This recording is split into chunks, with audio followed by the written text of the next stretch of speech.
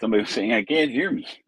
I'm unmuted. Oh my goodness. Okay, take two. Let's just go ahead and start over. I was muted the whole time. Well, okay, so let's start fresh here. So, and you guys heard the music, but not me. This is why I needed a co-host. But well, let's just go ahead and start fresh here. So let me just start that video again, and then we'll start once again. Okay, I'll be right back.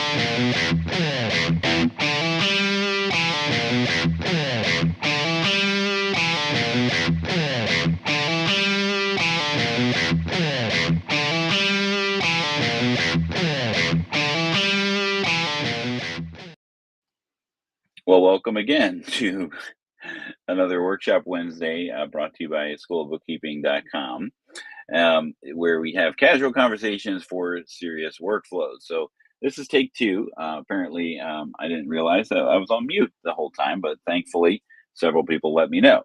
So we are going to be talking about today about QuickBooks Ledger, which is the newest offering for QuickBooks in the QuickBooks Online ecosystem. So what we want to talk about first is what is QuickBooks Ledger, right? Like what is it? Who is it designed for? And then we'll walk through, setting up a new QuickBooks Ledger client. We are working on a new course for QuickBooks Ledger. And in simplest terms, what is QuickBooks Ledger? Is its simple start without customers, right? So that's the main thing to kind of put into the frame of reference as far as where does this fit into the QuickBooks ecosystem. But if let me go ahead and share my screen again so that we can kind of take a look at it now. Only QuickBooks Online Accountant will be able to set up and utilize the QB QuickBooks Ledger, right? Now, that doesn't mean that your client can't have access to it. And there are ways to invite the client or have the client have access to the books, but it really isn't designed for that. So if you've gone in recently into your QuickBooks Online Accountant, you'll see this little tab here or um, placard or card. I'm not sure what the technical term is for it to talk about the new ledger. And you can click on this button and it will take you again, since we've done this before, it'll take you to the QuickBooks page about what QuickBooks Ledger is and to find out more information about it, right? So the main goal of this is to satisfy the books to tax clients, right? And those books to tax clients are um, small entities, right? Since you have this idea of simple start without customers, that kind of puts in a frame of reference what kind of capabilities this QuickBooks Online subscription will actually have, right? So you can only have one user. You can only have so many accountants. The reporting is going to be based off of Simple Start. So think of that when you're thinking of, oh, is this a good fit for my client?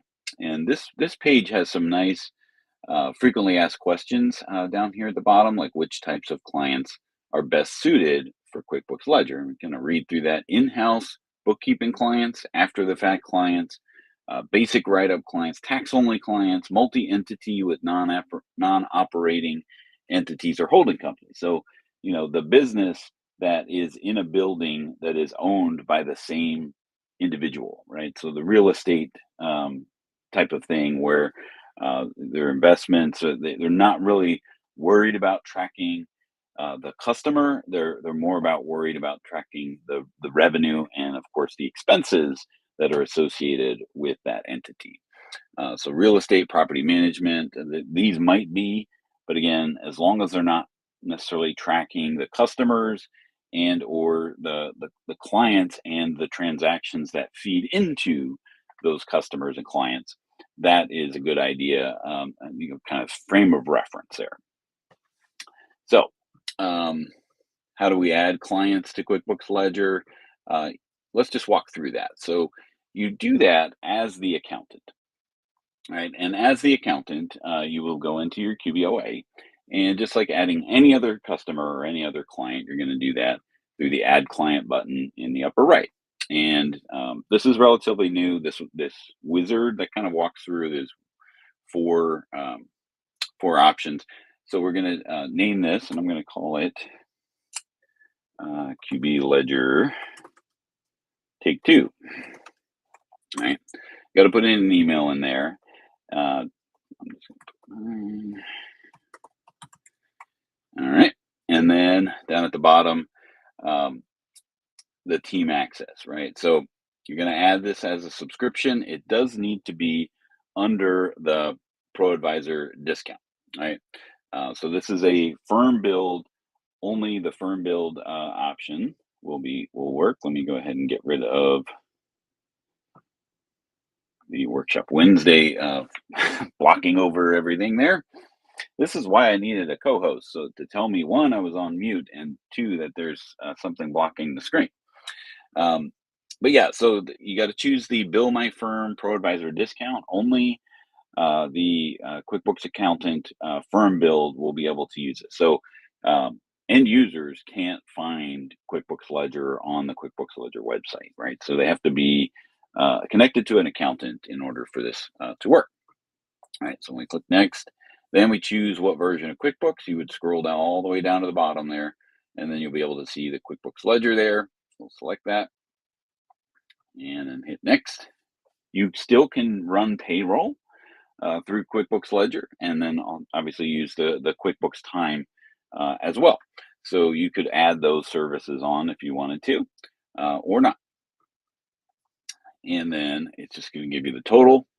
And then here is the caveat here. So if you want to have the client be able to access QB Ledger, this check mark here of make me the primary admin, I certify that I'm acting on behalf of my client and with my client's consent, would be unchecked, right? So the email address that you would do in step one with the contact information would be the client's email instead of your own, right? Or whatever it is that you put in there.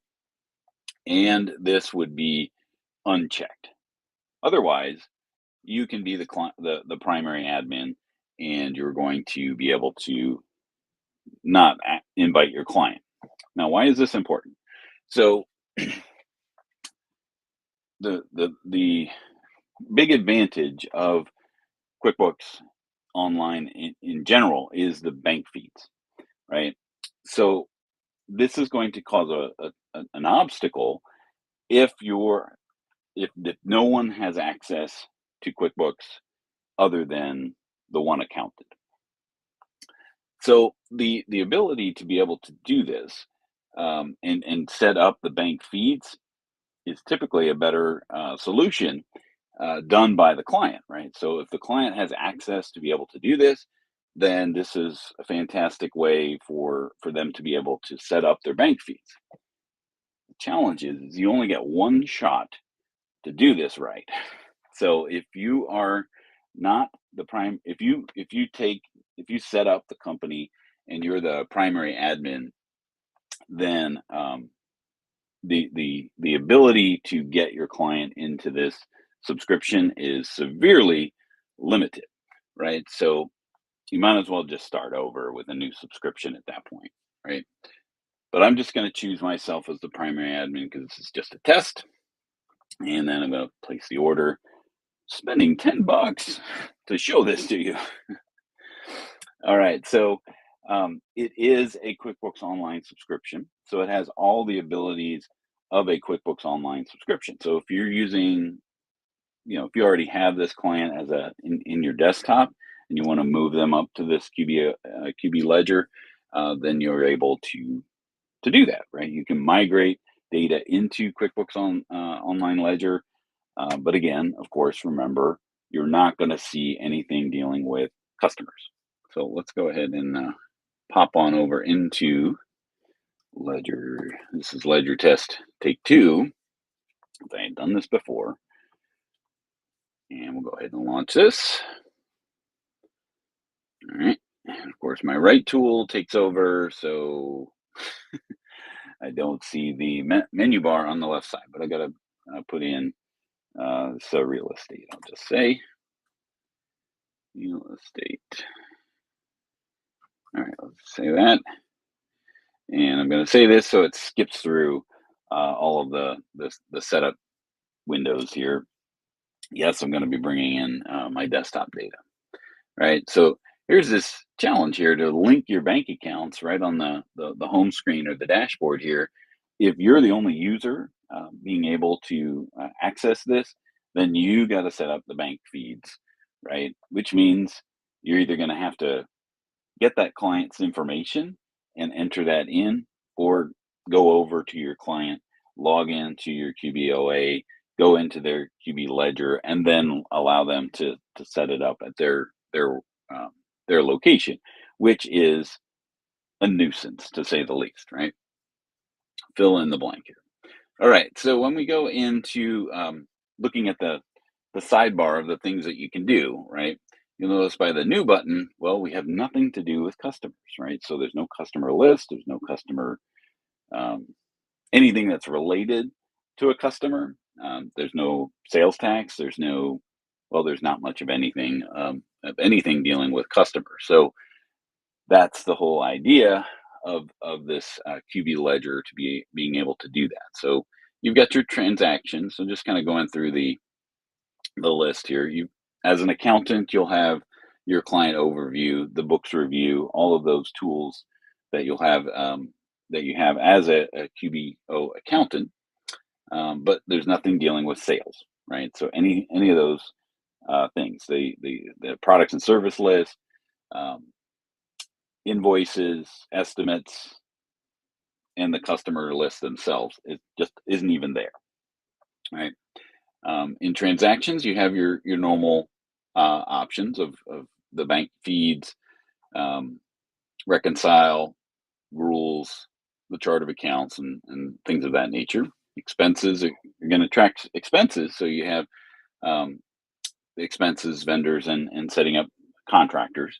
You don't have the ability to set up bills, right? Because remember, this is sub Simple Start, right? So there's no bills, there's no accounts payable in Simple Start, so you only have that option if you're in Essentials and higher. And then your reports, right? So you're going to have access to the reports, and it looks exactly like QuickBooks Online because it is, right? So you have your profit and loss balance sheets and those favorites. So you have the company financial expenses, employee reports. Again, if you set up payroll, you'll have the payroll section for reports, time, and then taxes, and then adding apps. So you can still add apps, but now remember, of course, that you're the only user of this QuickBooks Online subscription. So you would be setting those up. Now, of course, if you let the client be the primary admin, then of course they can be able to access and add those apps. But remember, of course, you only have those one-shot option to be able to do that. So let's see, what else do we talked about giving access to your client. You can obviously upgrade if you realize, oh, okay, we need to um, you know step into the other areas of or other flavors of QuickBooks Online.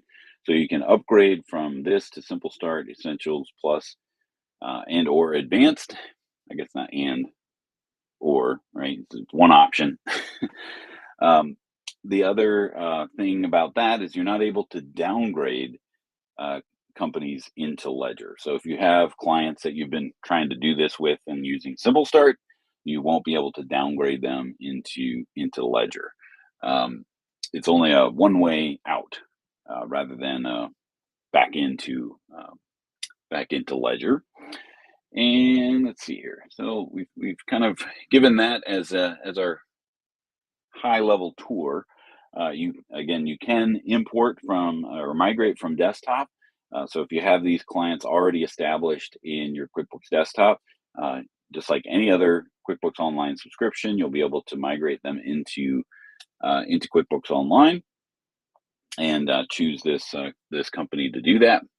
But one of the great advantages of QuickBooks Online Accountant is the books to tax feature. If you are preparing taxes, this is a phenomenal feature. So um, you'll have the prep for taxes option, and if you've ever used it before, it's a really slick feature where you're able to look at the end of the year, make your tax adjustments, choose what entity you're sending it for, and then it sends it over to ProConnect Tax online and fills out essentially most of the tax return for you from the business setup inside of QuickBooks Online. So if you are a tax professional, these Ledger clients are going to really streamline the way that you do things inside of the QuickBooks Online ecosystem. So again, keep an eye out for the finished QB Ledger course that we're going to be putting on schoolofbookkeeping.com, and tell us what you think. What do you think about QB Ledger? So we'll talk next week about Solopreneur, which is another offering, but will obviously look familiar for those of you who've used self-employed. So we'll see you next week on the workshop, and we hope you have a great day.